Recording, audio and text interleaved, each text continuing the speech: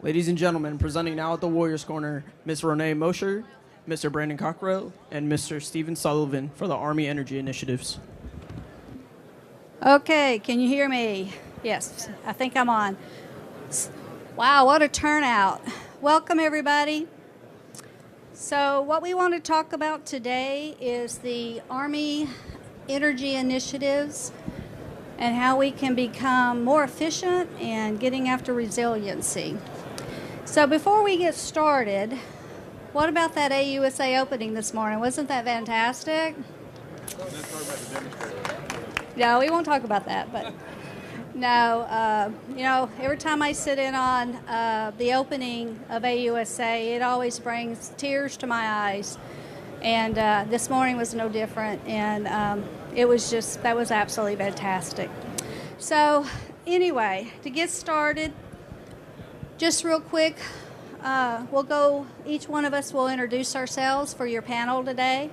My name is Renee Mosher, and I do work for Headquarters Army Materiel Command. I am the Deputy Chief of Staff, G4, within Army Materiel Command. So I'd just kind of like to go down and let everybody introduce themselves before we get started. Hey, good afternoon. I'm Stephen Sullivan. I'm the Chief Financial Officer and Director for Resources, Installations, and Materiel for the Office of the Chief of Army Reserve, working in the Pentagon and down at Fort Belvoir. And I'm Brandon Cockrell. I'm the Deputy Assistant Secretary of the Army for Energy and Sustainability. And prior to this role, this is a challenge. About 2 months ago, I left Fort Moore, the Deputy Garrison Commander at Fort Moore, before taking this role. There we go. All right, Renee. Okay, so just to set the stage before we get into the actual presentation, we have a few slides that we're going to go through. Overall, our message is, we heard a lot this morning about transformation, and so that's what you're going to hear us talk about here for the next 45 minutes. We are going to leave plenty of time for question and answers, but as we have this discussion, overall, and we all know this, the Army must continue to transform. And one of the things that we are working very closely with our industry and our local communities is how we partner to get after some of the energy initiatives that are out there. And we all know that the Army is facing shrinking resources, and not only from a funding but people perspective, but we also, from a technology perspective, we need to partner with our industry and get after some of the technological advances that they can bring to the table. So having said that, I'm going to turn this over to Mr. Brandon Cockrell, and he's going to kick us off, and we'll get into the actual presentation. All right, thanks, Renee. All right, let's hit the next slide. And again, this is, it's amazing walking through, and you see all the new technologies that are here in any of these, any of the big 5 ballrooms. And the number of times that I've seen people taking photos, taking selfies, even walked by earlier, and to show you kind of the state of where we are today, is I heard the statement that said, "Oh, that's a robotic dog." Okay, 5 years ago, how many of the technologies that we see today were dreams? And now today, we're on the verge of fielding. The robotic dogs, they're actually fielded. So across the board, the increase in technology over just the past 5 years has been astronomical. But with increasing technology comes increased risk. And that increased risk brings increased challenges. So about 5 years ago, there was a statement made in the 2018 National Defense Strategy that said installations are no longer a sanctuary. That's a paradigm shift. Because up until that, air, land, and sea, the 3 domains, installations were clear. When we're factoring in cyber and space, installations are now in play. And that particular statement by itself the Army embraced it, and the Army developed what was known as the Army Installation Strategy. The Army Installation strategy, you see the end state. Let me read this. It's a modern, resilient, sustainable installations enhancing strategic readiness in a contested multi-domain battle space while providing quality services and support for our soldiers, families, and civilians. When you break that statement up, it's the ability to provide resilient but enabling installations, and there's a key word in there called while providing installations for the soldiers and families that call installations home. And taking those two and piecing them together is what the Army installation strategy really began targeting. You see the 4 lines of effort: taking care of people, strengthening readiness, modernizing, and promoting stewardship. Now, before we keep talking, I've got a question. Show of hands. How many people this morning, when they woke up, they went to the light switch, touched their hand on the light switch, and said, "Oh, please let this turn on today"? Anybody? Okay, good. Because if that's the case, you may want to change hotels. You may want to ask for a refund, or, call your apartment manager, or. But see, what happens is electricity and power is no longer an afterthought. It's an expectation. And that being the case, energy resilience is embedded throughout all 4 of these lines of effort. And that's why a personal belief of mine is that every installation must be an island. And not only be an island, but actually have the capability, if needed, in certain confines to be able to export power. But as a cornerstone, every installation must be an island. And over these past 5 years, the Army has really pushed hard at making this happen. We continue to find ways to distribute power generation, to install microgrids on installation, to have installations to be able to operate when grid power is cut. If you've ever been involved with a black start exercise, we're testing this. One installation this spring tested it. At the end of the black start exercise, we realized that a continental U.S. redeployment occurred at the power projection point while it was in the middle of a black start exercise, unbeknownst to the leadership. So it completely worked on backup power, exactly as planned. So we're testing these new technologies. We're pushing and we're pressing this. And again, like I said, coming from Fort Moore just a little over 2 months ago, next slide, I want to talk about one particular, just to show you the scope of these technologies. We're in the middle of a feasibility study, and the numbers are looking good, of an anaerobic digester. So what we're doing is taking the amount of waste that comes out of the dining facilities and the food waste, putting it in an anaerobic digester, and pulling out biogas out the other side. This biogas then captures, and we're able to take and blend it on our side of the meter. And then we take this, and it can be used through different generators to create power to offset any type of grid outage. So these are the type technologies that we're continuing to press. Okay, next slide. So one of the key things that we've learned with the Army is we speak Army and we speak installations, but with the privatization of utilities, a lot of times we don't speak utilities and we don't speak privatized investors. So 10 years and a few days ago, the Army stood up an office called the Office of Energy Initiatives. And this office's primary goal is to take and speak all 3 languages. When there's an installation where resilience is needed, resilience is required, then the senior commander can make the determination of taking land that is underutilized and rotate that land to be able to generate new technologies that can generate power, or can have a microgrid that can distribute that power across locations. So over the past decade, OEI has worked 31 different projects across the spectrum. And there's installations now that are on the verge. They can power portions of their installation with the grid being completely off.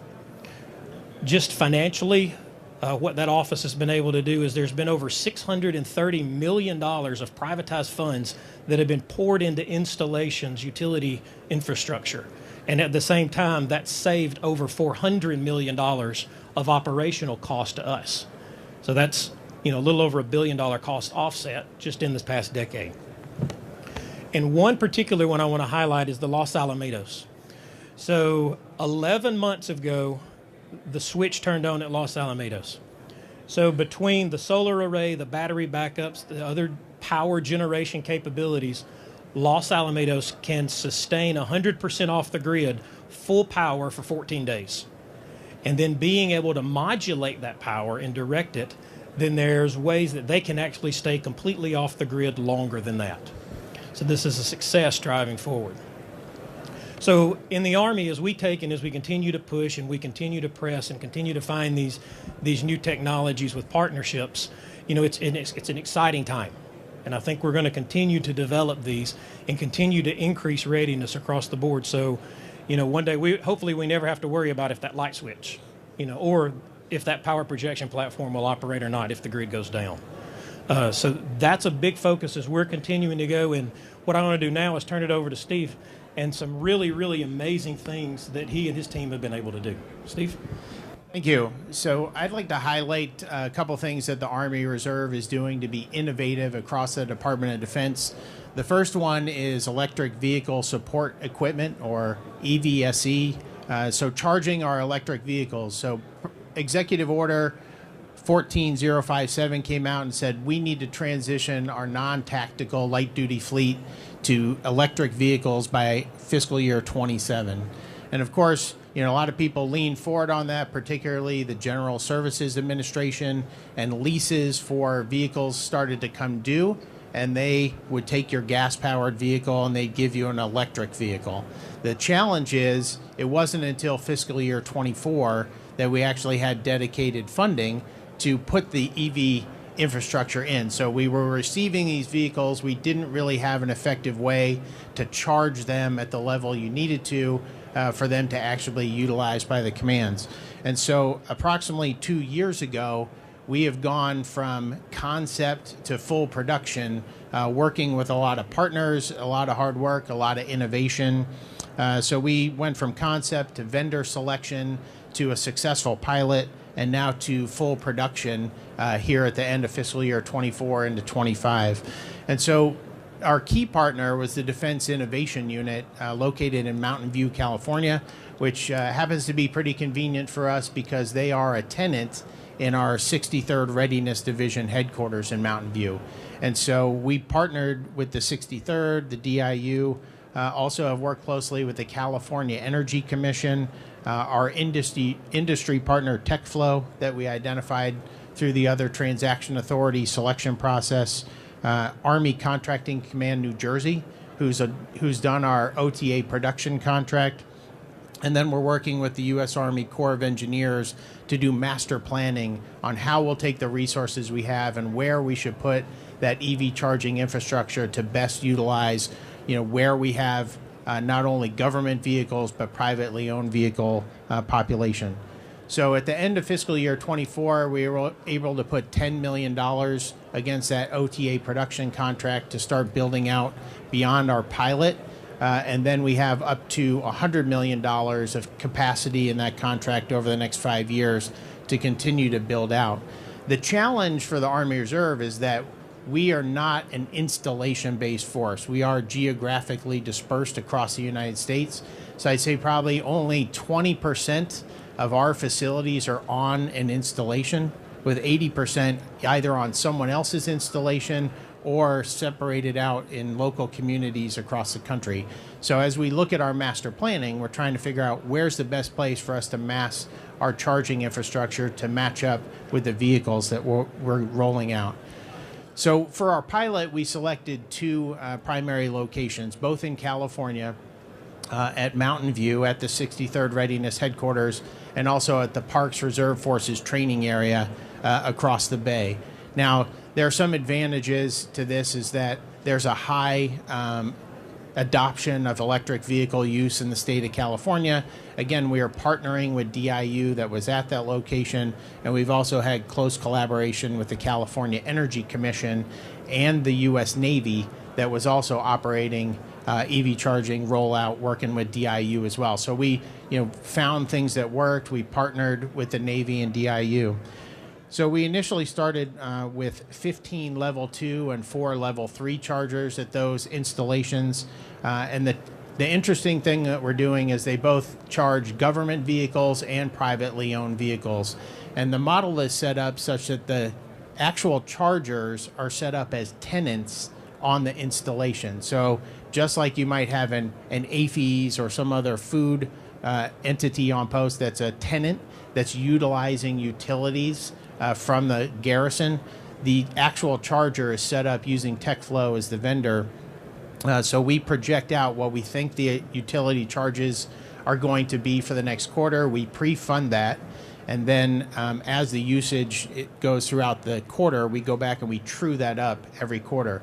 So the privately owned vehicles that are able to charge on our chargers, they pay a certain percentage. They have a third-party vendor that takes their credit card information, not seen by the Army Reserve or by TechFlow, and they then pay a higher rate.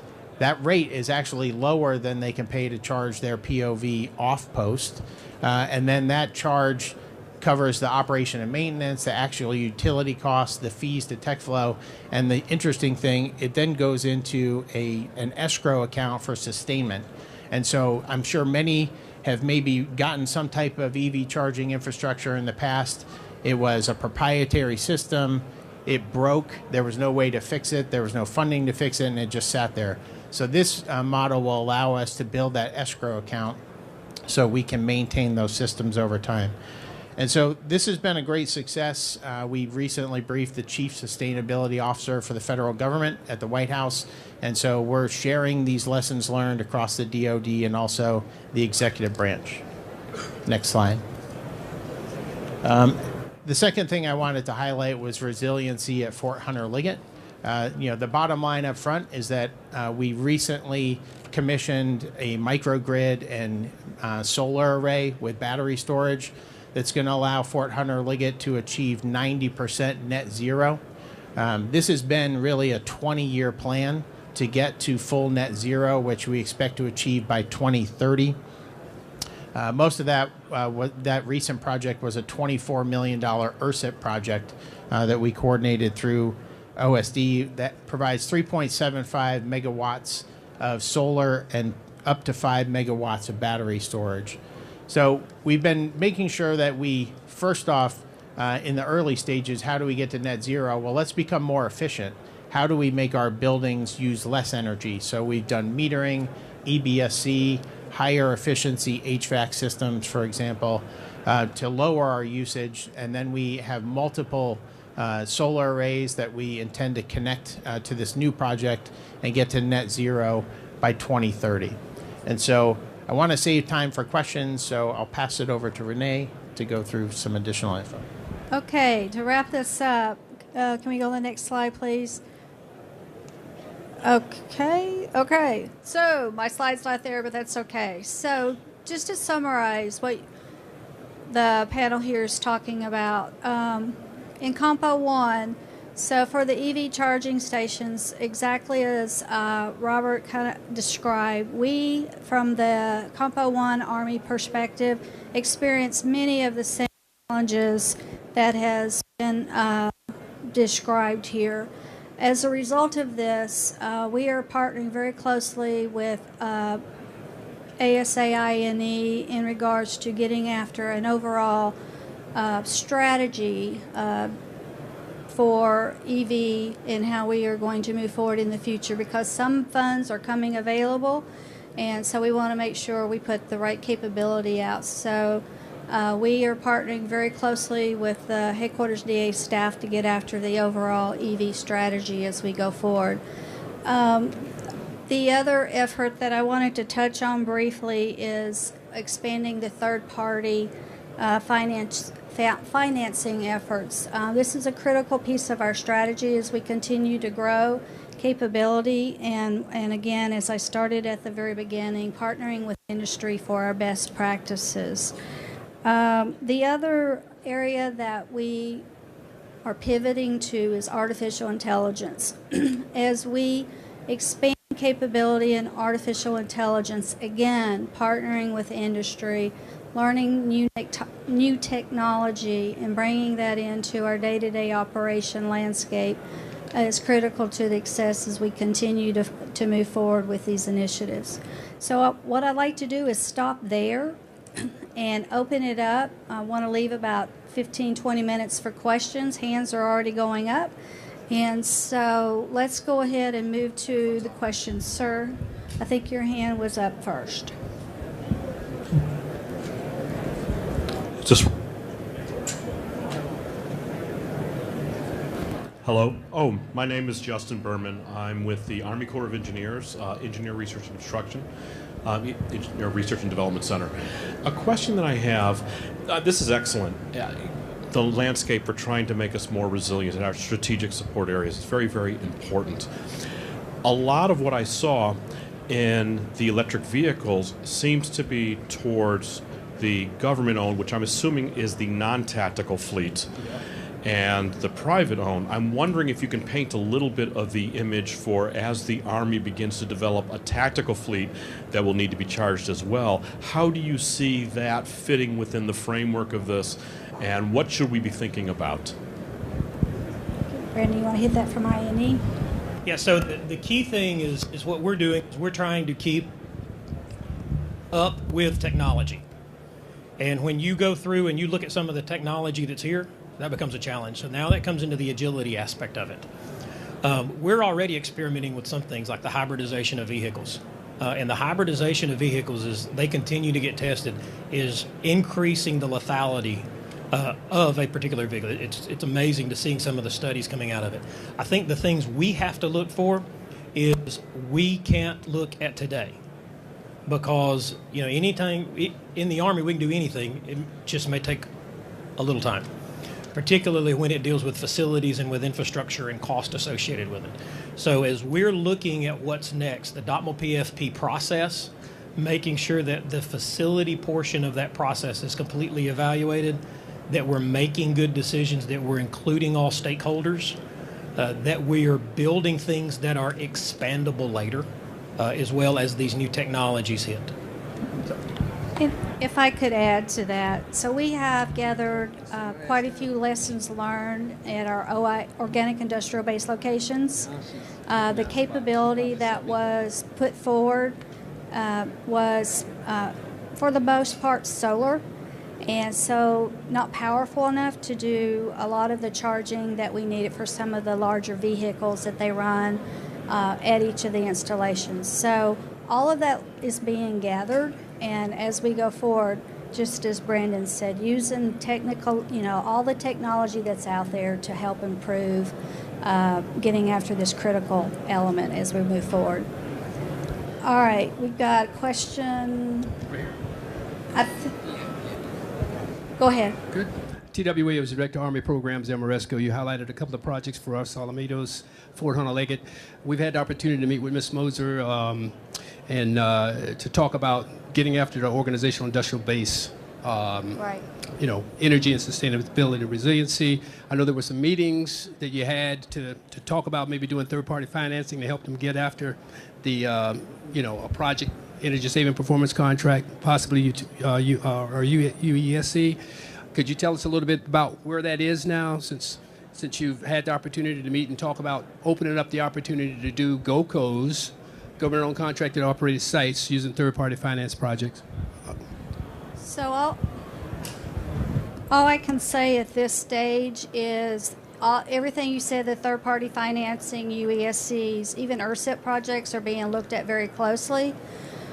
We are looking at every opportunity available out there to advance at each of our OIB locations and to use opportunities and to use other resources to improve microgrid. It's a big one that we are looking at through the UESC and partnerships.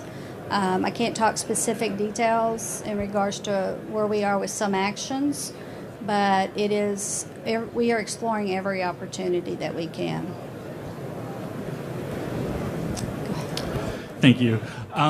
As regards to EV charging availability, in 22 we saw the AUSA memo that allowed families to Type 1 charge out of their homes without differentiating electricity. Since then, there's been a lot of partnerships with privatized housing that have increased the number of Type 2 charging in family housing, which is phenomenal. as EVs become more affordable, more available, and the non-tactical fleet, turns over to EV charging, I'm wondering if there is a specific roadmap that increases availability to unaccompanied housing. A lot of these buildings, it's not feasible to have soldiers Type 1 charging off of extension cords. We also know that a lot of that infrastructure is older and can't support that type of electrical, that increased demand. So I'm just wondering if there is a specific plan to target unaccompanied housing, or if that's something that will have to come with larger infrastructure plans like the SEC Army has talked about. Thank you. Yeah, so that one is going to, it's kind of a hybridization, because each installations are beginning to tackle this.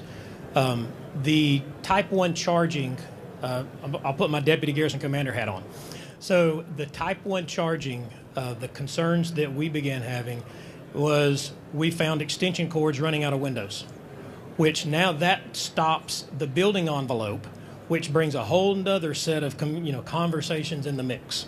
So creating, depending on some new partnerships that we're working, we kicked off a task force 2 weeks ago to look at trying to duplicate some of the things that some other people up here have done to access privatized dollars to be able to do this type charging. And we all know that realistically, you're looking at a Type 2 chargers across the footprint.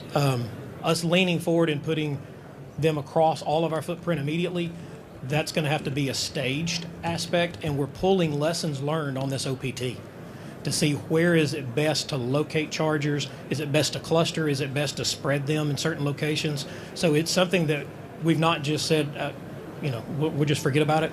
It's something that we are really hybrid looking at as we're moving forward. Headed out. Yeah, I'd also add that the Army's policy guidance is that the chargers are available to GOV and POV. And so as we're developing our master plan, we want to make sure that they're put in locations that are accessible and convenient for our government vehicles, but also for private EV owners to charge as well, because that is part of our model, that generates the sustainment account. Yes, sir. Hi, ma'am. Dan O'Rourke from the Army War College. So a lot of great initiatives. They seem to be mostly solar-based, which is fairly low-density power generation. Just wondering if we're looking at higher density sources like small modular reactors on installations, and then looking at hybrid tactical vehicles in the motor pools, both as storage and load, where you can do bidirectional charging back to the installation. So the motor pool is kind of the load source, the requirement, but it could also be the storage source. Are we looking at those things? What's next? So yes, we are. So I'll turn it over to Brandon from the departmental level, but we are looking at hybrid, and we do have a lot of hybrid vehicles in our inventory today.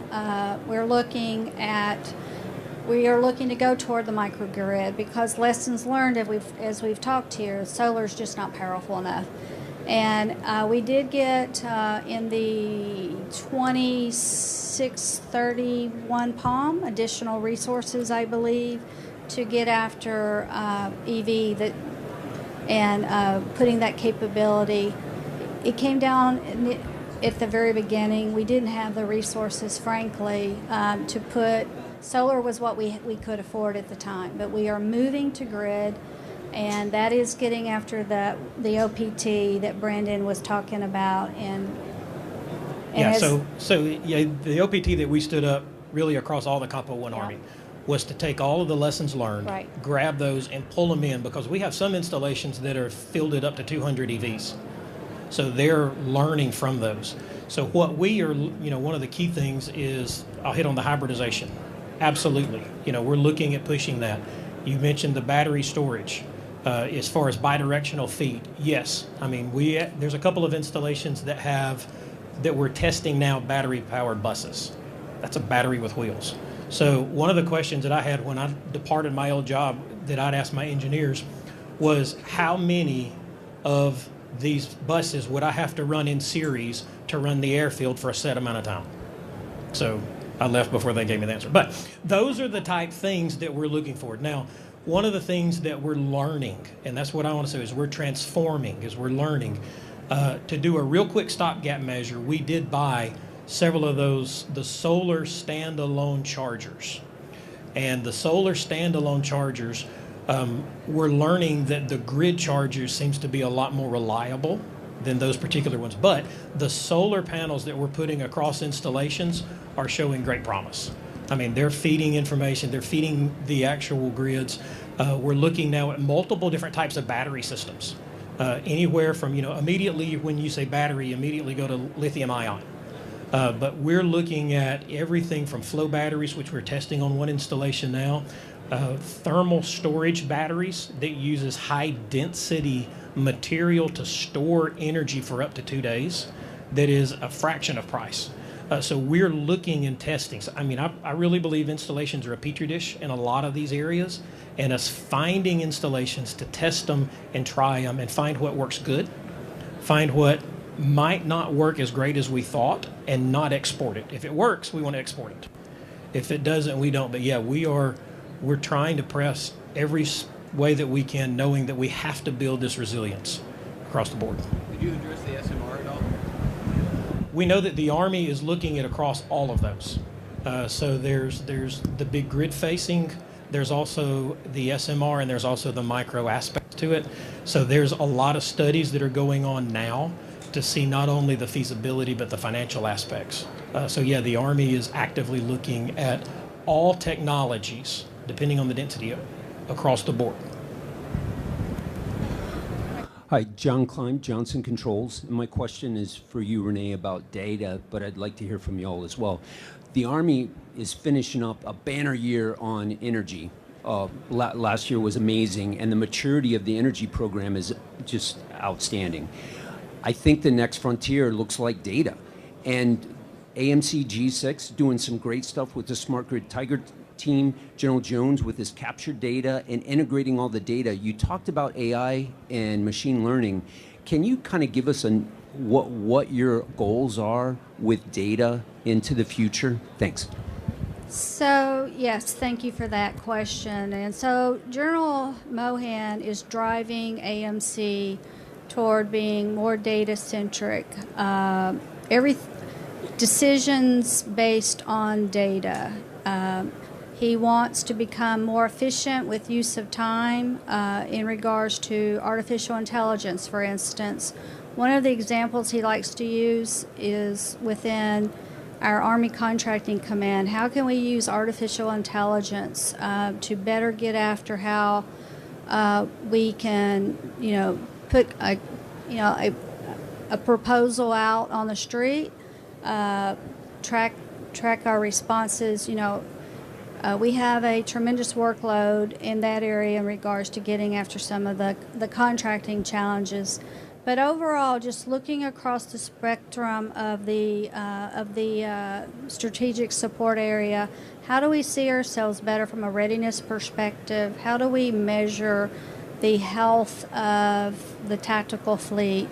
I know we're talking energy here, but just to give you some examples in regards to where we're trying to head to get after using the data analytics and the artificial intelligence. He wants to partner, like I had stated up front, with industry to get after the technology that's out there, and in all aspects of energy, resiliency, overall readiness, where we can become more effective in just the day-to-day logistics and sustainment. I hope that answers your question.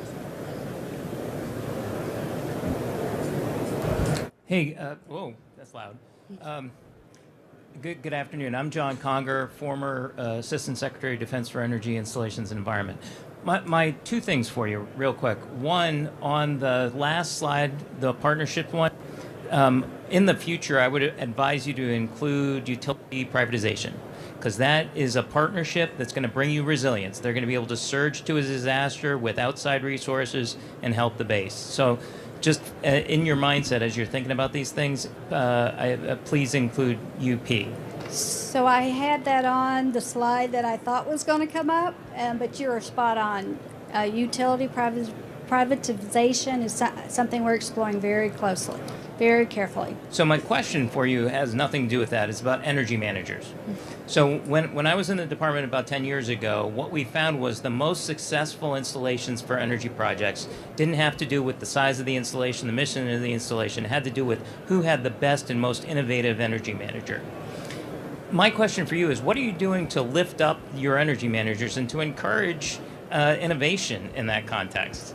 I think that's, I would love to know what you're doing for them and to lift them up.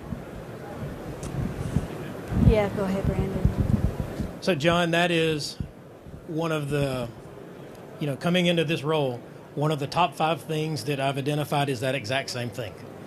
Because a lot of times across your public works, because all your energy managers rely on your DPWs, it's either an engineer who was the last person that left the room and said, tag, you're it, or they weren't there that day, or it was someone that may have been paying the utility bill. So we recognize that is a gap in our current swing. So what we're doing now to address it is probably 9 months ago, we began a quarterly education session with energy managers. 2 weeks ago, we held this quarter's education over 2 hours, and there were 204 people across 204 individuals across teams that were on. We recorded it as well to be able to export it. We met personally with some of the top engineer managers about a month ago, and we asked these same questions, and they had some really, really good ideas. So some of the things we're looking at now is, does an engineer need to be an energy manager, or is an energy manager a separate type of position description? And then how do you grow energy managers? Because, we all know that a good energy manager pays for themselves. Knowing that the size of the energy bills on post, knowing that the resilience aspect. So we're taking a very active approach at how do we not only train the ones that are here now, how do we define that particular position description and that career path, and then how do we elevate? I've got some conversations I'm trying to slate with MCOM to go, let's really begin looking at this in the public works arena, because we all know that typically, people in infrastructures are 2 biggest bills at an installation. Number 3 normally is energy. So having the right people to tackle that, not as an afterthought, is going to be the key to our success. You're right. Okay, Ladies and gentlemen, this will be our final question. Right. We have time for one more. I feel like a lottery winner. Ted Cummings with ARMAS. This might be a question for you. You said you are tenants on the network at an installation, and so put your deputy garrison commander hat on again. You've now introduced IT devices, IoT devices, and operational technology type devices to that network environment. Who has proponency for the cybersecurity dynamics of these other devices? Does it fall to IMCOM or NetCom, or just curious? Yeah, for the Army Reserve specific installation that we're doing, those systems are air-gapped, so they are not connected directly to an Army network, and so we avoid the cybersecurity challenges, and that's what we intend to do with that particular vendor going forward for up to the next 5 years. Okay, I think that is all the time we have. I want to thank everybody. Great participation today. Thank you to the panel members for taking time. I know everybody's busy. So if you see, I can just speak for myself. If you have additional questions and you see me walking around, I'll be more than happy to answer any additional questions. Thanks, everyone, and have a great AUSA Day.